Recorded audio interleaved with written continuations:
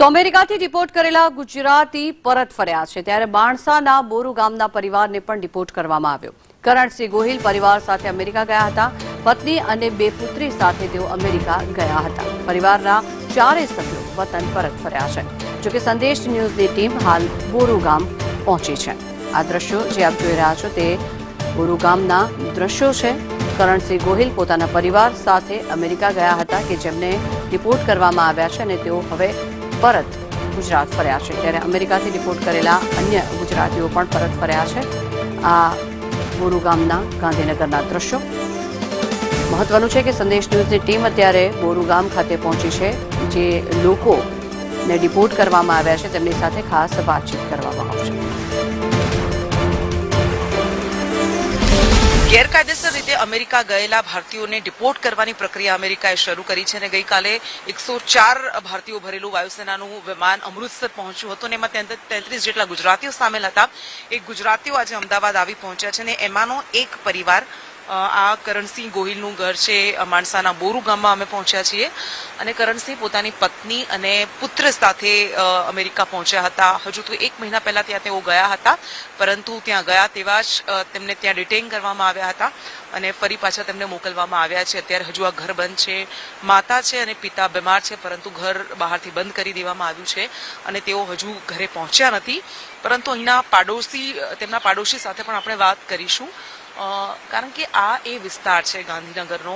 ગાંધીનગર અને મહેસાણાના મોટાભાગના લોકો આ 33માં સામેલ છે અને આ બોરુ ગામ માણસાનું બોરુ ગામ એ એવું ગામ છે કે જ્યાંથી પણ ઘણા બધા લોકો અમેરિકા પહોંચ્યા છે કાયદેસર રીતે ગેરકાયદેસર રીતે, કારણ કે મોહ હોય છે વિદેશની ધરતીનો અને એટલા માટે લોકો આવી રીતે પહોંચતા હોય છે। આ પાડોશી 3 ઘર એક લાઈનમાં છે, પાડોશી વૃદ્ધા છે, દાદી છે, એમની સાથે આપણે વાત કરીશું।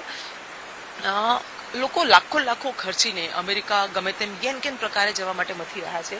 આ બા આપણી સાથે છે। બા, શું નામ છે તમારું? મારું સજનબા। સજનબા, તમે પાડોશી છો? હા, પાડોશી। અચ્છા, તો કેટલો સમય થયો હતો કરણસિંહ અહીંથી ગયા? મહિનો થયો, મહિનો થયો, વધારે નહીં થયું। એ પેલા અહીંયા જ રહેતા હતા? અહીં જ રહેતા હતા, એક ઘર જ જોવાનું છે। અચ્છા, અને 3 જણા એમના છોકરા સાથે ગયા? છોકરા 5 છોકરો 5 વર્ષ। તો બોરુ ગામમાંથી પણ બધા બહુ જાય છે અમેરિકામાં, તો શું કારણ છે કે અહીંયા બધા અમેરિકા જવા માંગતા? શું કારણ બેન નહીં, શું કરીએ કે શું કોણ કે બધા સતી જોઈ કારણ શું કરીએ, કારણ તો કશું જ નહીં। આ કામ કરીએ મજૂરી, કારણ કશું નહીં, પણ આ લોકો મૂલ્યું સતી જાય છે, એકલા નહીં જ્યાં શું કરીએ।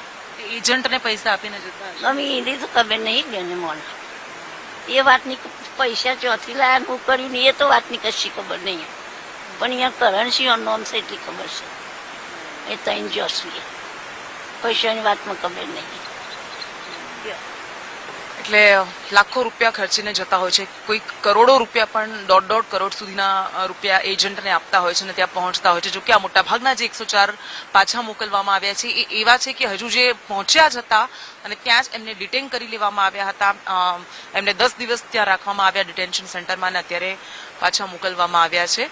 એટલે અમદાવાદ એરપોર્ટ પરથી એમને પાછા મોકલી દેવામાં આવ્યા છે, પરંતુ અલગ અલગ ટુકડીઓ જે ગાંધીનગર અને માણસાના લોકો છે હજુ એમના ઘરે નથી પહોંચ્યા।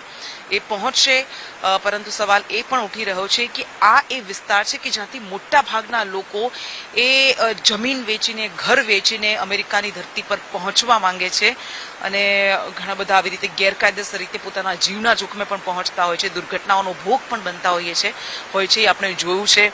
અને કરણસિંહનો પરિવાર પાછો આવી રહ્યો છે। પાડોશી એવું પણ કહી રહ્યા છે કે સારું છે, એ સદનસીબ છે કે એ સકુશળ પાછા આવી રહ્યા છે। કેમેરામેન પુખરાજ શર્મા સાથે કૃષ્ણા પટેલ, સંદેશ ન્યૂઝ।